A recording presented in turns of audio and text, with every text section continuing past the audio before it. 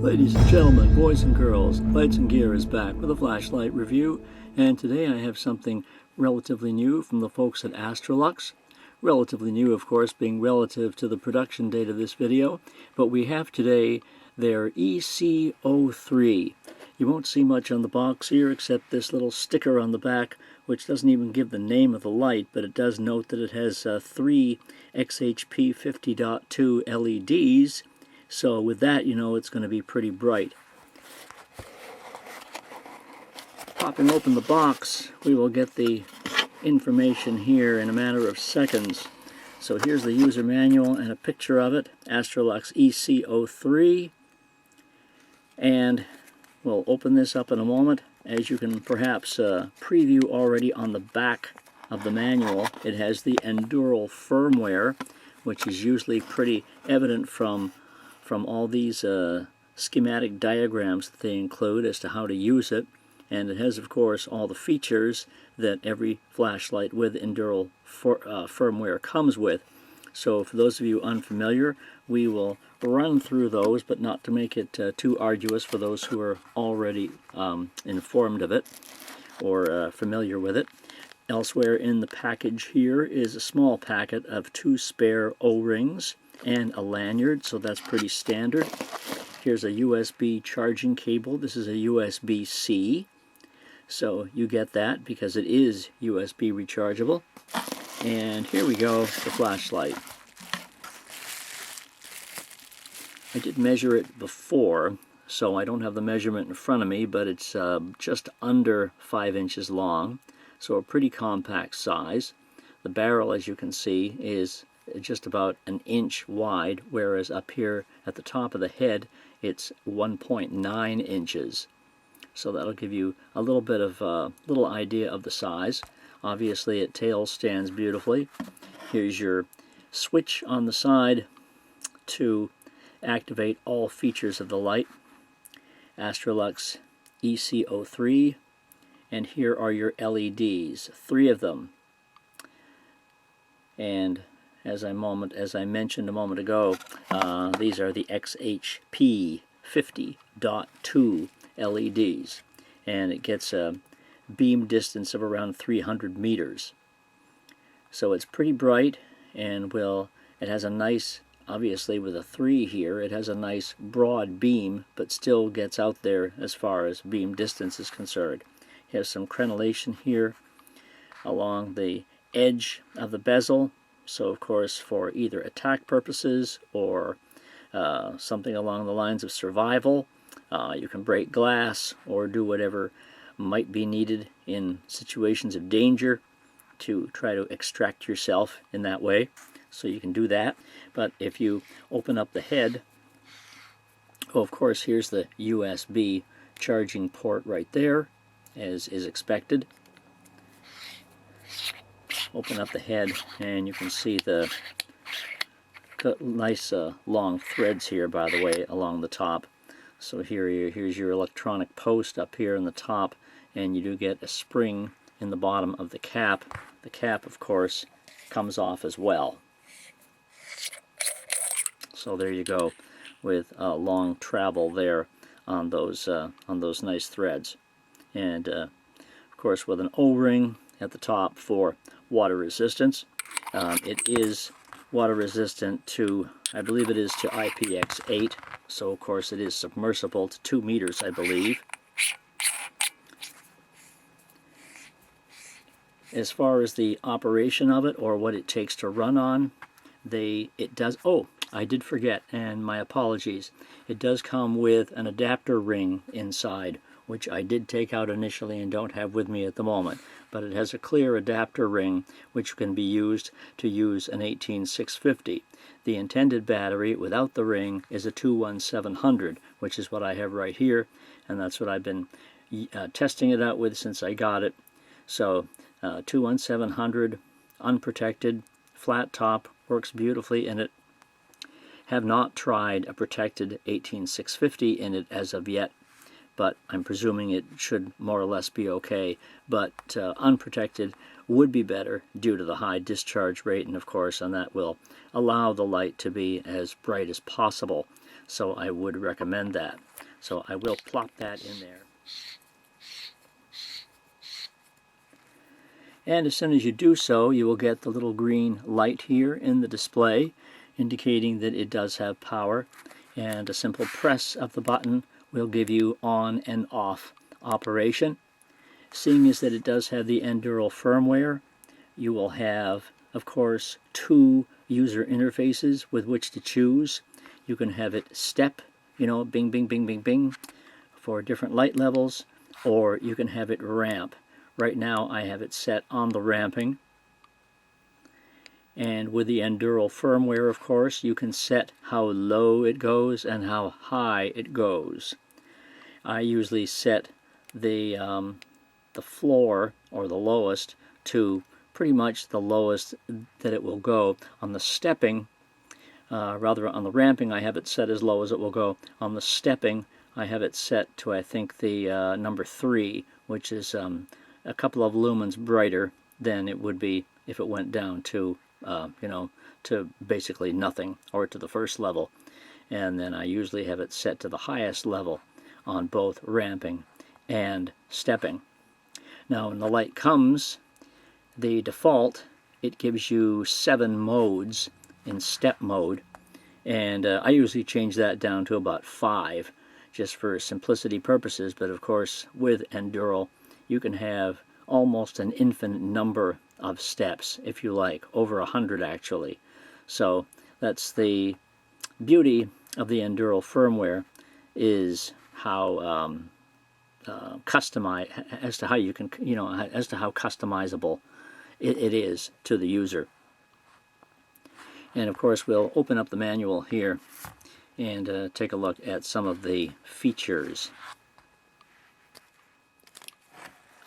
As per the specifications, it lists the highest output at 6,700 lumens and the beam distance of 303 meters, and describes the firmware a little bit and a link to the firmware website. And already speaks, of course, about the 2 interfaces that we talked about, and of course how to operate it in the simplest terms as far as either stepping or ramping.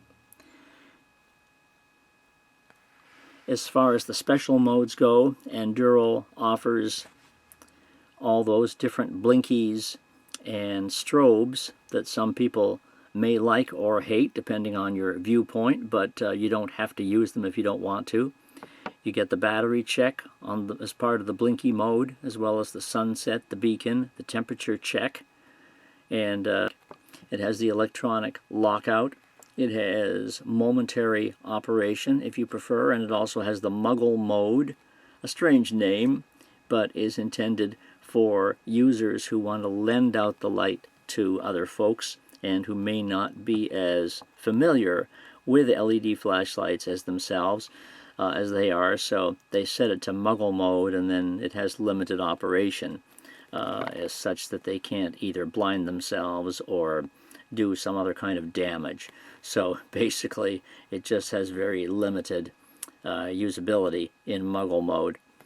And as far as the strobes go, you can use the candle mode, you can play around with Lightning Storm, you can have tactical strobe, you can have the bike flash, and you can have the party strobe.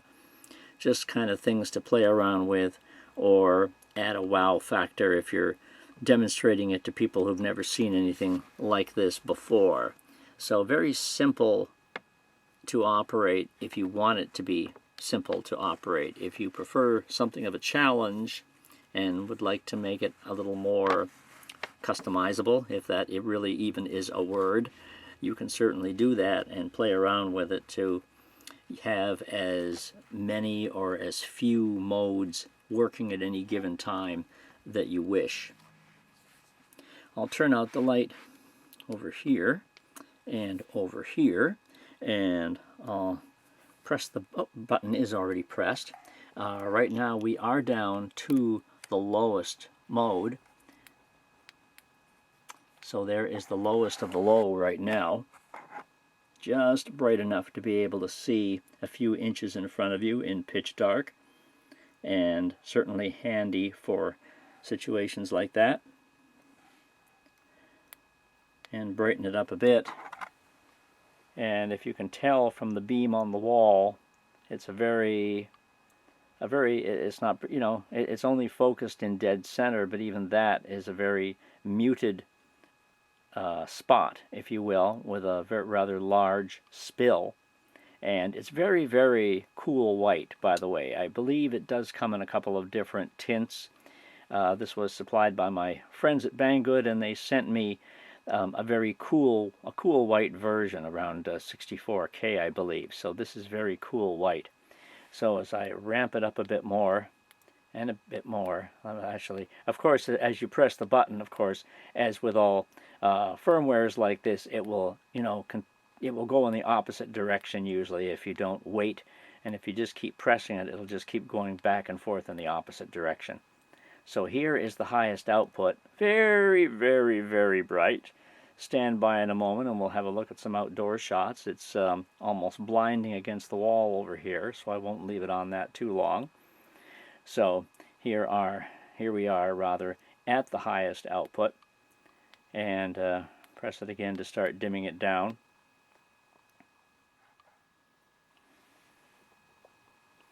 You have to be in the off position to access some of the special modes. 4 clicks from off will lock the light out. 5 clicks from off will go into momentary mode, and 6 clicks from off will enter the muggle mode. As far as the strobes are concerned, I believe if it's off and then you go 2 clicks and then hold it, it will enter the strobe modes. And we are right now in the candle mode. But if I give it just 1 click from the candle mode, it will go off.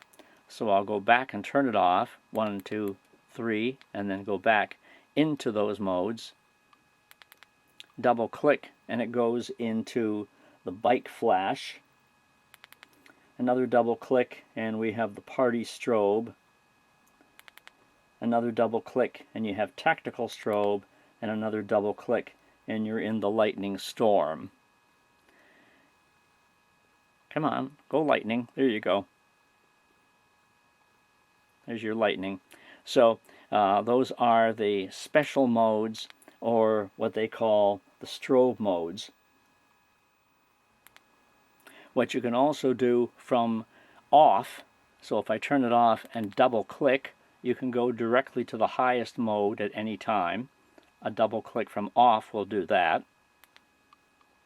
And of course a single click off and back on again will recall the last mode before you did that, so of course it has mode memory.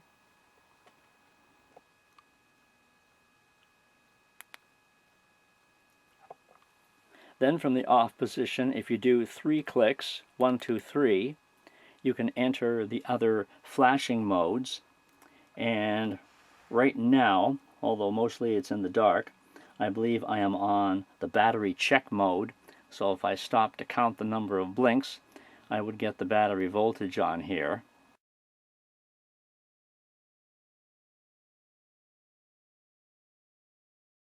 Yeah, so those were all the blinky modes: battery check, sunset, and beacon mode, and then the temperature check. Let's take it outside and take a look at the powers of turbo in the darkness.